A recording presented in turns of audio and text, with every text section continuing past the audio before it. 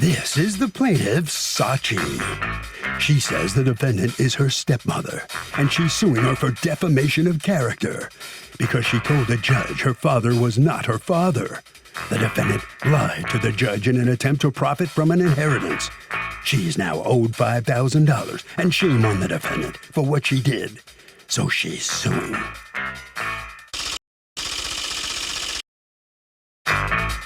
This is the defendant, Betty. She says she saw the plaintiff's birth certificate and the name printed on it as her father was her uncle, not the person who raised the plaintiff. The plaintiff must have shown the judge an altered version of her birth certificate or something.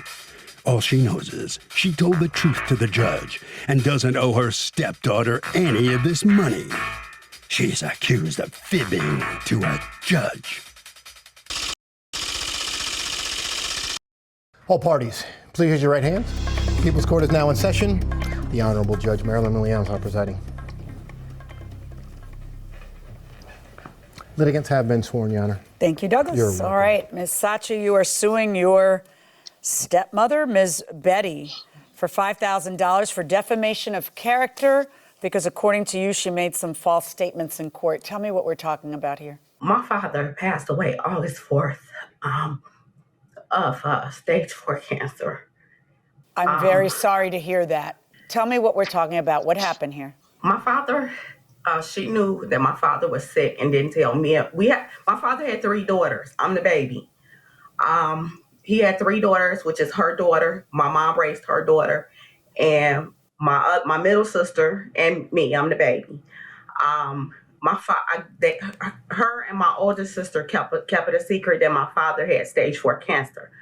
So in the end, he got sick. They rushed him through the emergency room because he was in rehab. We just thought it was a rod that was in his leg that he was getting fixed.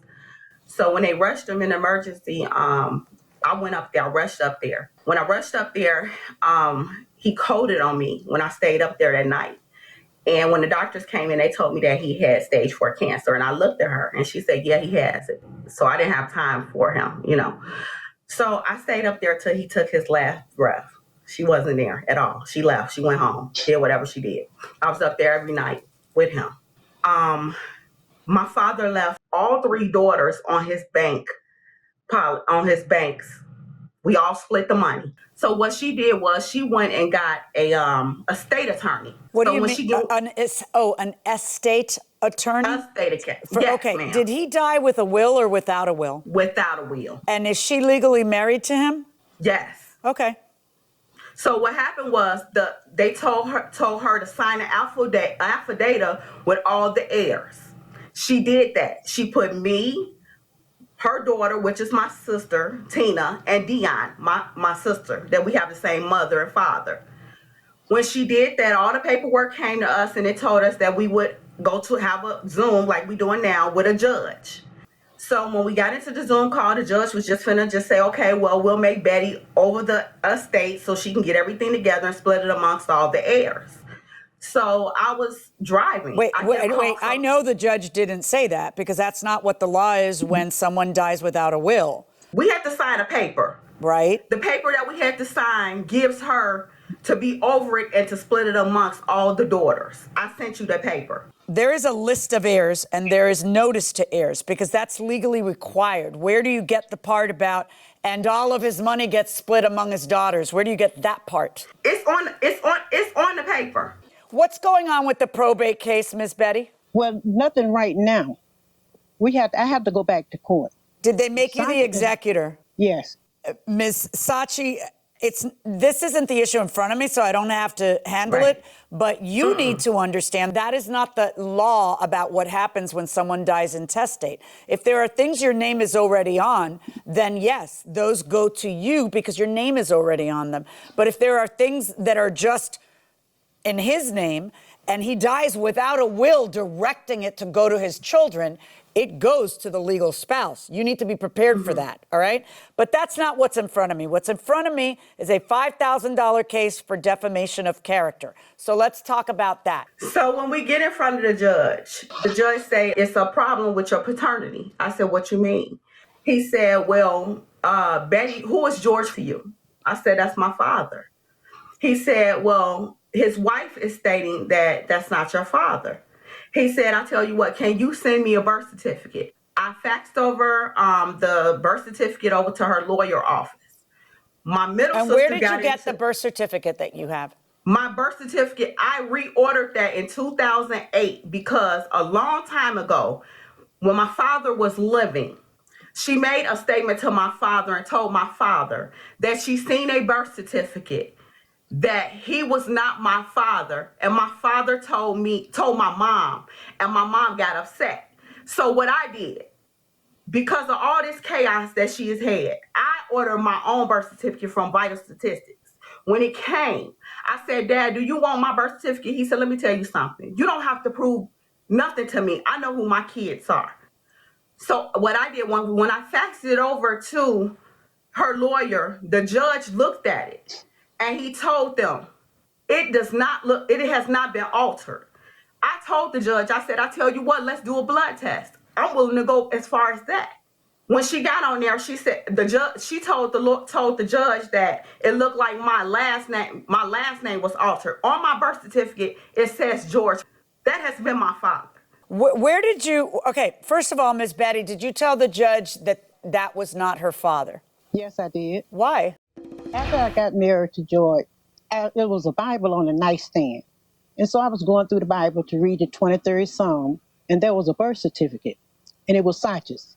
And the father's name was Willie Eve, not George. You mean on the paper?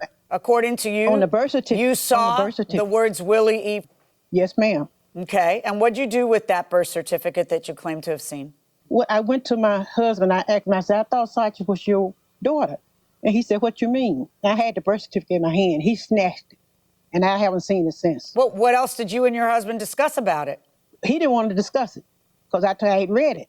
So all I can do is get Did you ever bring that up with Sashi? No. I told her that I know who her father is, that it wasn't George. Can I say something, Judge? Yeah.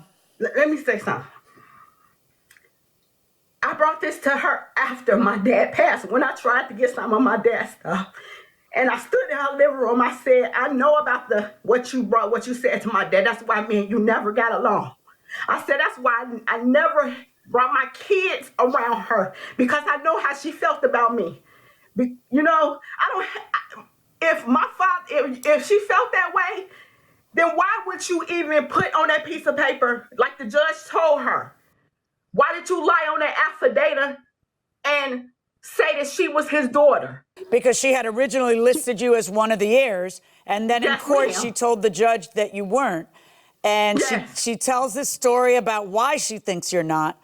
According to you, your father had confronted you about that, so you went and got the birth certificate back in 2008 when he confronted you about that. And that affected your relationship with Ms. Betty all this time. Yes.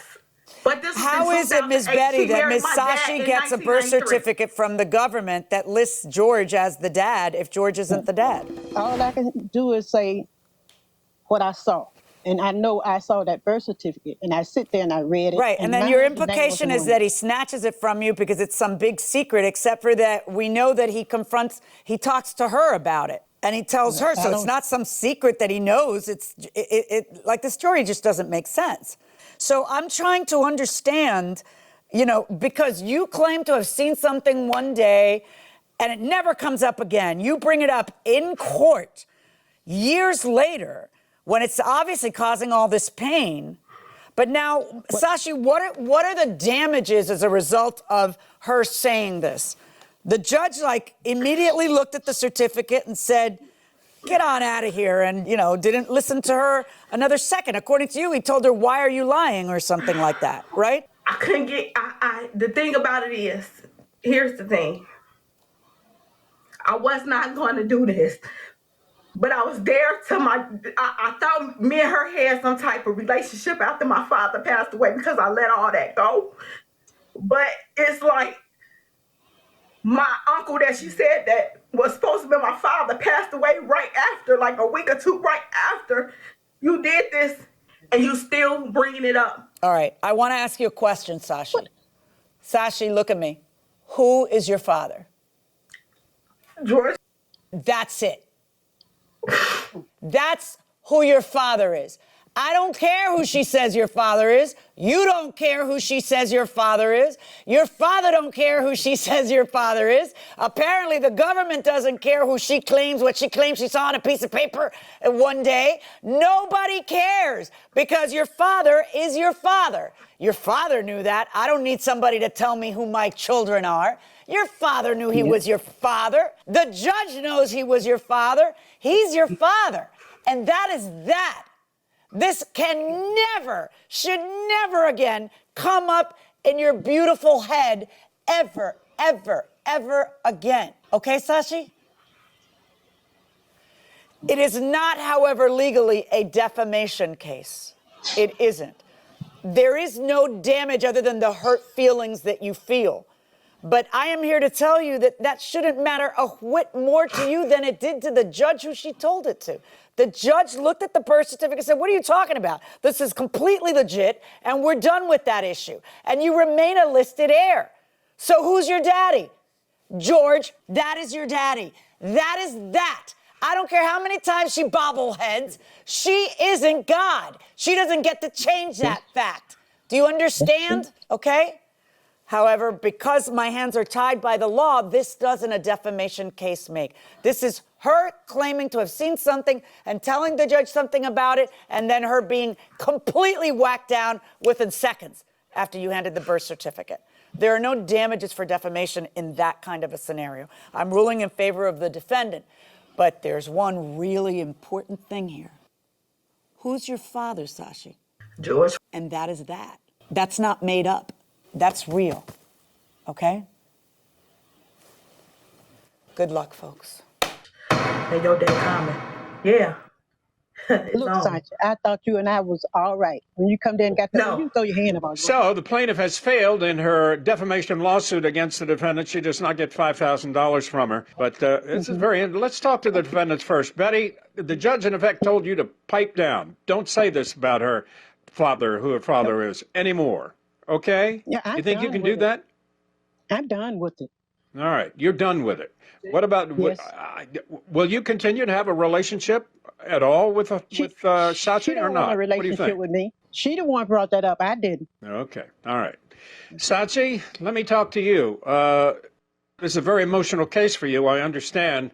But in any event, you can't prevail. True. But the judge reemphasized who your father was. You heard that. No question, right? Yes, I did. Yes. Yes. That should make you And I'm glad. feel good. Yeah, I It hope that does. makes you feel good. All right, well, let's hope this brings this issue to a close once and for all. You think it will? What do you think? It will. Good for you. Okay. So, Doug, in defamation cases, you need to prove two things. One, that the statement is false, that causes scorn and ridicule in the community or people around you. And secondly, you have to prove damages. In this case, you couldn't prove that anything was false. And that is the baseline for suing for defamation. I've lived in my townhouse for 9 years. The last 3 years, I've asked the landlord to replace the carpets. She tells me sure, and that she'll get back to me. I'm not pushy, so I just wait and another year goes by. Can I just replace the carpets already and take it out of the rent?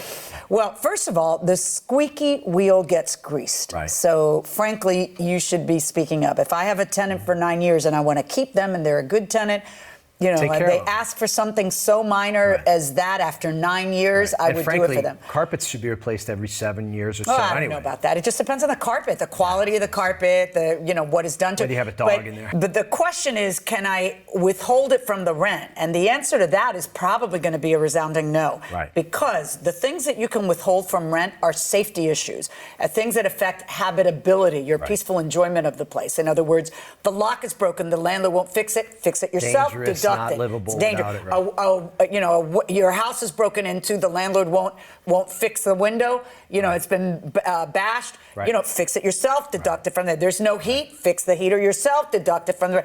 But dingy carpeting is not a habitability question. You deduct, you replace that at your own risk. Yeah, you're not going to be able to deduct it from the rent. But, Probably not. frankly, just speak up. Communication goes a long way. It sounds like you don't Absolutely. communicate much. Just tell them, hey, I'm out unless you replace the carpets. I've been here 9 years. You do this. And they don't want to have to get a new tenant so long as you've been paying rent and they like you and that, Right. you know, they'll probably do it.